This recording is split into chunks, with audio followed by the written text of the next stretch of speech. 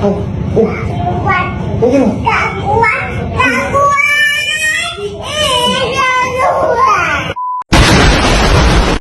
Memang Mbak juga bingung. Semua manusia di muka bumi ini bingung, Mbak. Nanti nggak bingung kalau udah di surga.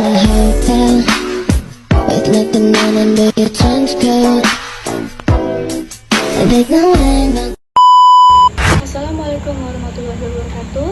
Perkenalkan, saya Triana Rifisisani dengan NIM 85667489 dari Program Studi Pendidikan Guru Sekolah Dasar. Pada kesempatan ini, izinkan saya menjelaskan 3 fondasi utama filsafat ilmu, yaitu ontologi, epistemologi, dan aksiologi. 3 unsur ini dapat diibaratkan sebagai fondasi sebuah bangunan. Apabila salah satu fondasi tidak kokoh, maka bangunan pengetahuan akan menjadi tidak stabil. Mari kita bahas satu persatu. Yang pertama adalah ontologi. Ontologi membahas pertanyaan mendasar, apa hakikat realitas yang menjadi objek kajian ilmu? Sebagai contoh, dalam ilmu fisika, terdapat pandangan materialisme yang menyatakan bahwa realitas terdiri dari atas materi dan energi yang dapat diukur secara objektif. Dari sisi lain, terdapat pandangan idealisme yang menyatakan bahwa realitas dibentuk oleh pikiran dan kesadaran manusia. Dengan demikian, ontologi berperan untuk menetapkan batasan mengenai objek apa yang layak untuk dikaji oleh suatu disiplin ilmu. Apakah objek tersebut bersifat objektif luar diri manusia atau bersifat subjektif pemikiran manusia? Ketidakjelasan pada tataran ontologis akan menyebabkan arah penelitian menjadi kabur sejak awal.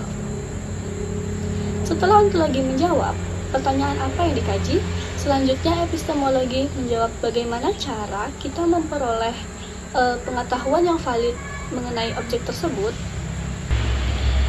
Epistemologis berkaitan dengan metode dan prosedur untuk mencapai kebenaran ilmiah. Pengetahuan dapat diperoleh melalui observasi empiris, penalaran logis dedukatif maupun interpretasi.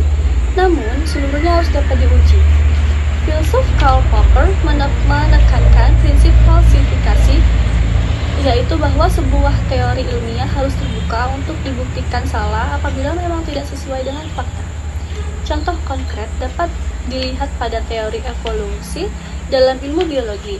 Teori tersebut didukung oleh bukti fosil dan DNA, serta eksperimen yang dapat direplikasi oleh peneliti lain. Oleh karena itu, epistemologi berfungsi sebagai penyaring agar ilmu pengetahuan tidak tercampur dengan opini yang tidak berdasar. Selanjutnya adalah aksiologi. Jika dua konsep sebelumnya membahas apa dan bagaimana, maka aksiologi mempertanyakan untuk apa ilmu pengetahuan digunakan. Aksiologi membahas nilai, etika, dan tujuan penggunaan ilmu. Ilmu pengetahuan tidak boleh sejalan apabila terkendali moral. Ia harus mempertimbangkan dampaknya terhadap kemanusiaan. Oleh sebab itu, dikenal adanya etika penelitian seperti informed consent, serta prinsip bahwa ilmu seharusnya diarahkan untuk kesejahteraan bersama, bukan untuk merusak. Dalam bidang kedokteran, misalnya, aksiologi memastikan bahwa vaksin tidak hanya efektif secara klinis, tetapi juga aman, terjangkau, dan didistribusikan secara adil. Tanpa landasan aksiologi, ilmu dapat berkembang pesat tetapi kehilangan kebijaksanaan. Ketiga fondasi tersebut tidak dapat dipisahkan. Ketiganya bekerja seperti sistem roda gigi yang saling menggerakkan. Ontologi terlebih dahulu menentukan hakikat realitas yang diakui.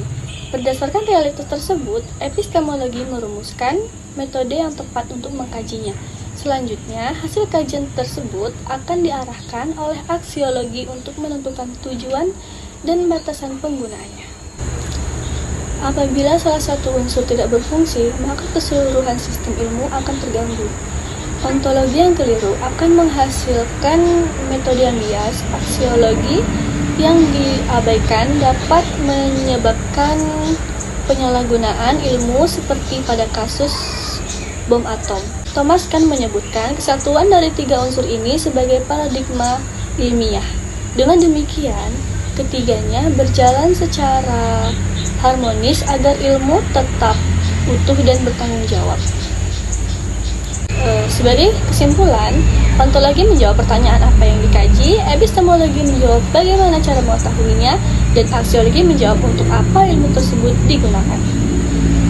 Ketiga unsur ini merupakan fondasi filsafat ilmu agar tetap kokoh, benar, dan bermanfaat.